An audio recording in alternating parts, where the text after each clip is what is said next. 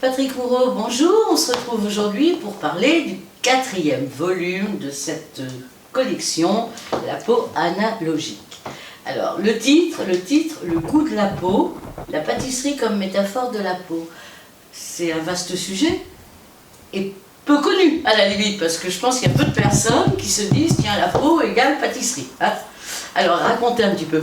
Bonjour Patricia. Ce livre est le prolongement de notre fameuse série donc La peau analogique, pilotée par Corinne Deschelette. Donc nous sommes un tandem inséparable pour cette série, numéro 4 qui vient de paraître, qui est un petit peu la poursuite des 3 autres livres. Le plus surprenant. Je pense qu'on est dans les mêmes titres, des titres inédits, atypiques, avec ce souci de toujours trouver des analogies entre une thématique qui va être la toile de fond du livre, là notamment la gastronomie, la pâtisserie, comment faire un lien entre les deux. Vous me direz c'est toujours la même chose, c'est quand même un petit peu poussé à l'extrême les ressemblances, les analogies. Non, on s'aperçoit une bonne dose d'humour quand même aussi, oui, pour mais faire les analogies. Hein. Oui, mais c'est un travail tellement, un travail d'écriture commun avec Corinne, mais c'est un travail qui permet aussi d'aller plus loin, de faire une recherche, d'être dans un travail d'écriture, une écriture légère, musicale, lumineuse, pas didactique. Exactement, pas didactique, pas académique, pas imposé. Et c'est un voyage entre la peau et la pâtisserie. En fin de compte, c'est un problème de cuisine. Oui, j'ai vu ça quelque part, après tout. Là, il faut du lait, on en donne pour la peau. Voilà. Vous entendez souvent les gens, ils vont aller en pharmacie. Bonjour monsieur ou madame, je souhaiterais un pain dermatologique. Un pain dermatologique. Une crème. Une crème, mais un pain dermatologique, tiens, un pain dermatologique, pain et peau. On va en revenir peut-être après sur ce tandem pain et peau. Quel va être le meilleur pain absorbé pour votre peau? Donc le goût, on est dans le goût. Le goût de la peau, c'est aussi le souci de soi, le souci de préserver, de protéger sa peau. Mais dans la peau, vous avez des récepteurs aujourd'hui connus depuis peu, début des années 2000, des chercheurs ont mis en évidence des récepteurs cutanés au goût, plutôt au goût amer, qui sont à l'identique des récepteurs buccaux dans nos papilles, mais on a démontré qu'on avait les mêmes récepteurs aussi bien au niveau du cerveau qu'au niveau du tube digestif, pancréas et compagnie. Donc, en fin de compte, c'est toujours un échange, un dialogue entre la peau et puis notre environnement, l'univers qui nous entoure. Voilà. Et voilà. Mais la peau, c'est aussi une saveur, c'est un goût. C'est un goût à la fois sucré, un goût un petit peu salé, pour des raisons purement physiologiques. Donc le goût de la peau c'est une gourmandise. C'est un peu vrai. Oui. C'est beaucoup vrai, parce que même au niveau des parfums, suivant la peau qu'on a, les parfums ne conviennent pas ou conviennent, mieux, c'est vrai que finalement la peau est un miroir. Au niveau odeur, au niveau goût. Miroir également de nos origines. Ça va de l'expression de nos origines. En fin de compte, en fonction de nos origines géographiques, en fonction de nos consommations alimentaires inhérentes à la culture du pays dont on vient, eh bien, vous allez avoir aussi des libérations de médiateurs chimiques, d'éléments chimiques à travers vos glandes de la sueur, ceux de repas, et vous n'aurez pas le même parfum de peau, le même goût de peau, si vous êtes asiatique, si vous êtes européen, africain, parce qu'on ne va pas avoir les mêmes substances. Donc la peau va être une référence aussi de nos origines à travers son goût, à travers son amertume, son caractère sucré, son caractère salé. C'est du patrimoine finalement ? du patrimoine éphémère, Non, mais à la renouvelable. limite, géographique. Oui, c'est une carte d'identité. C'est une carte d'identité, mais je veux dire, c'est vrai que comme il y a le problème de culture, le problème de nourriture, suivant les régions qui sont totalement différentes, et donc... Mais peau et cuisine, en fin de compte, c'est notre carte d'identité, c'est un passeport. En fonction, là aussi, je reviens à ce que je disais tout à l'heure, en fonction de nos origines. Donc vous voyez, c'est vraiment un marqueur, c'est une façon d'être reconnu. Et puis aujourd'hui, on s'intéresse de plus en plus à ces différences, mais des différences qui peuvent effectivement, comme la baguette de pain française, passer au patrimoine de l'UNESCO. C'est-à-dire que oui, c'est important de le savoir et de le connaître. Alors, c'est le 4e volume, on l'a dit, il y en a encore un qui traitera, on le dit ou on ne le dit pas? Alors, on peut le dire, puisqu'il est déjà bien avancé. Jonathan l'a déjà eu en main. Ça sera un dialogue entre l'architecture et la peau, et là on sera le titre La peau de béton. C'est un petit peu un retour au projet, au début du projet. Oui. Oui. Parce qu'on en avait parlé, des analogies justement, avec le fait de se refaire une façade et ainsi de suite. Donc la conclusion revient un petit peu sur le début du projet, quoi. Absolument, et tout au long de la réalisation de ce projet d'écriture, donc de cette collection La peau analogique, en fin de compte, on s'aperçoit qu'il n'y a pas de hasard, c'est une continuité qui est plus ou moins orchestrée, elle arrive, elle fait, chaque livre a fait sa place, l'un à côté de l'autre, et ça donne une trame tout à fait cohérente. Très agréable à lire parce que on est dans le fait d'être sous un principe de dialogue et tout, c'est très vivant. On est dans une lecture interactive entre Corinne et moi, donc il y a cet échange à travers notre écriture, mais c'est également une interactivité qui est proposée au lecteur. En fin de compte, on est dans une lecture active et ce sont des chapitres relativement courts. On peut passer d'un chapitre à un autre, on peut commencer par la fin du livre ou revenir au début. Voilà, donc c'est vraiment une lecture de tout moment, qu'on soit en vacances ou qu'on veuille être un petit peu plus dans le sens de la pédagogie, parce que l'écriture aussi c'est une façon de faire découvrir au lecteur sa propre peau, une meilleure connaissance de son épiderme, ce que vous disiez tout à l'heure Patricia, pas dans un but, dans un style didactique académique, mais une proposition de livre très ouvert, et c'est, je trouve, très intéressant aussi d'avoir une idée, de connaître un peu son costume, parce que la peau c'est quand même notre costume qui fait à notre mesure. Hein, c'est un costume totalement personnel, individuel. Voilà, et ça on l'avait dit dans le premier livre Tissu de peau. Donc vous voyez, c'est un ensemble qui aujourd'hui je trouve qu'il a une bonne visibilité, lisibilité, une bonne cohérence, et tout ça de façon très amusante. Ah, il est très amusant. Je me suis dit quand même une bonne dose d'humour, de réflexion profonde, en réalité, pour arriver par rapport, parce que bon, les autres avaient notamment parfois des sujets qui étaient plus précis, plus pointus, tandis que là on peut rêver. Puis ça touche aussi un petit peu à une fonction... On est tous gourmands. Bah exactement. Je sais plus, c'est Corinne aussi, Guy de Maupassant, en disant qu'est-ce qu'il y a de plus important, compliqué, la gourmandise. Exactement. Et je crois qu'on est gourmand. Il faut être gourmand de la vie, gourmand de son destin, gourmand de ses décisions. En fin de compte, on est un chef d'orchestre pour piloter notre vie, mais avec tout ça, il faut avoir le goût de la vie. Voilà. Et ça,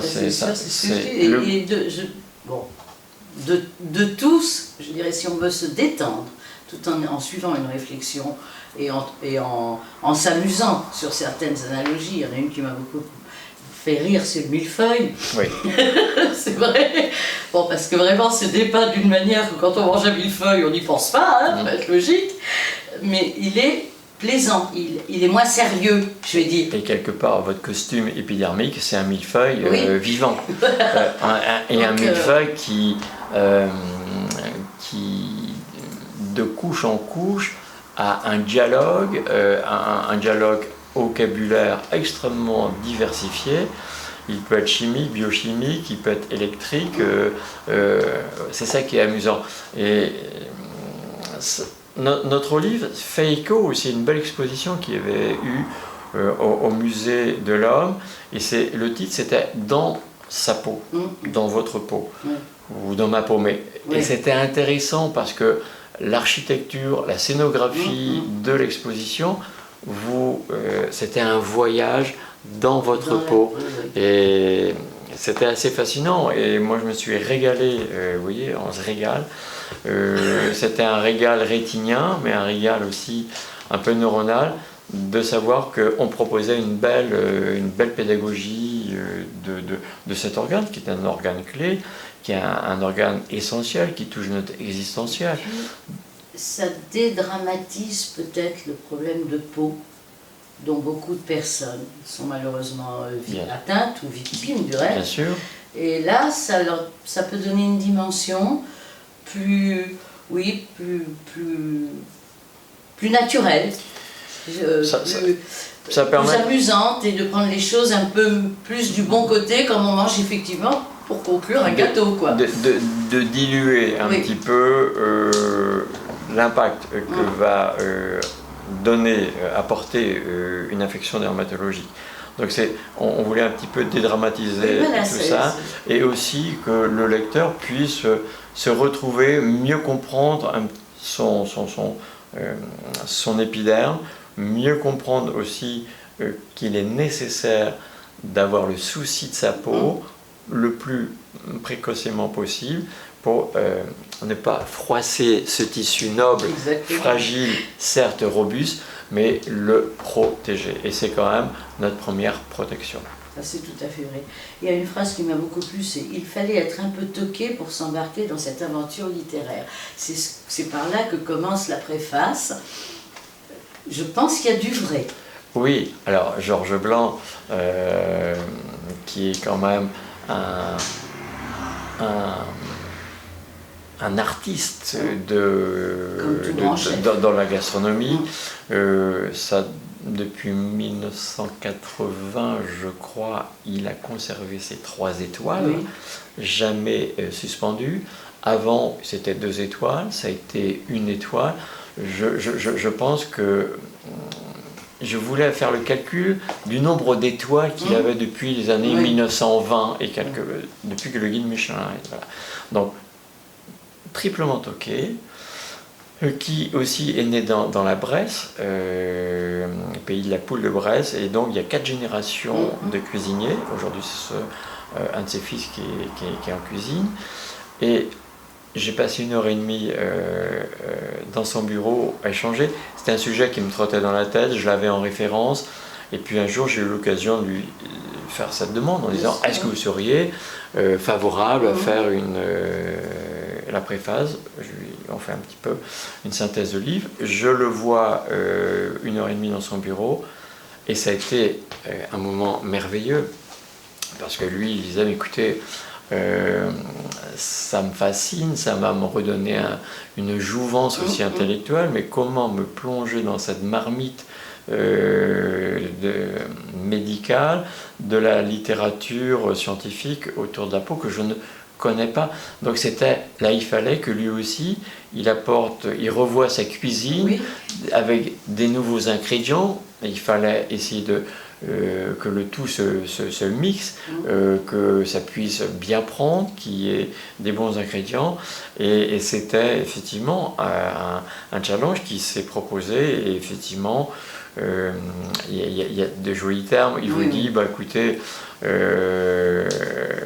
montrez-moi ce que vous avez dans votre assiette et je dirai qui vous êtes. Bon, là, on disait... là, on en revient effectivement toujours le passeport, le sens de l'autre aussi. Et un petit peu, je pense que quand vous êtes aussi praticien, vous avez le goût de l'autre, le goût des autres, vous avez cette passion pour donner, accompagner. Et il me racontait qu'il est dans cette même dynamique. Son souci, c'est l'autre, comment faire plaisir, donner à l'autre, que l'autre soit dans une parenthèse d'un moment tellement joyeux, merveilleux, un peu transcendantal. La cuisine peut vous alléger, parce que peut aussi vous faire partir. C'est une évasion. C'est une évasion. Donc se nourrir, c'est aussi partir. Lire, c'est partir. Écrire, c'est offrir. Donc c'est partir un petit peu aussi. C'est partir. Et partager surtout. Alors écrire, c'est plus partir dans un voyage, je dirais, intérieur. Un peu faire un voyage dans sa complexité labyrinthique, peut-être, et retrouver des éléments qui vont peut-être vous aider à mieux comprendre un peu aussi votre voyage, votre parcours. Mais c'était intéressant qu'un chef de cette trempe, de cette dimension, s'associe à notre projet. Mais tous les préfaciers et les 3 premiers préfaciers, se sont associés, pareil. Même chose. Et là, effectivement, c'est plus près de l'humain. C'est la nourriture. Dans notre quotidienneté. C'est une nourriture intellectuelle, mais également une nourriture pure et dure. Oui, pure et dure, et puis essentielle et vitale. Et vitale. Donc, à conseiller à tous les adolescents. Le goût de la peau. Oui, le livre. Bien sûr, mais le goût en règle générale. Le goût en règle générale, mais tant qu'à faire. Le goût de la curiosité, mais je trouve qui voient les choses au lieu de dramatiser, qui voient les choses plus simplement. Et je trouve que c'est une bonne orientation de lecture pour un jeune qui est en cours de construction au moment de son adolescence, qui, a des petites dermatoses. L'acné, c'est classique, c'est tellement fréquent, et ça peut l'aider à avoir un regard un petit peu détaché voilà, un petit peu décalé, détaché, et puis surtout allégé. Moins être dans, comment dirais-je, diluer la tyrannie de l'apparence et l'impact ou la dépendance qu'on peut avoir aujourd'hui du regard de l'autre. Oui, exactement. Alors on va conclure, parce qu'il faut quand même conclure à un moment donné, des projets après ce 5e roman. Alors, enfin, ce 5e livre, qui n'est pas un roman. Jusque-là, comme vous savez, Corinne et moi, on écrit plutôt dans les essais.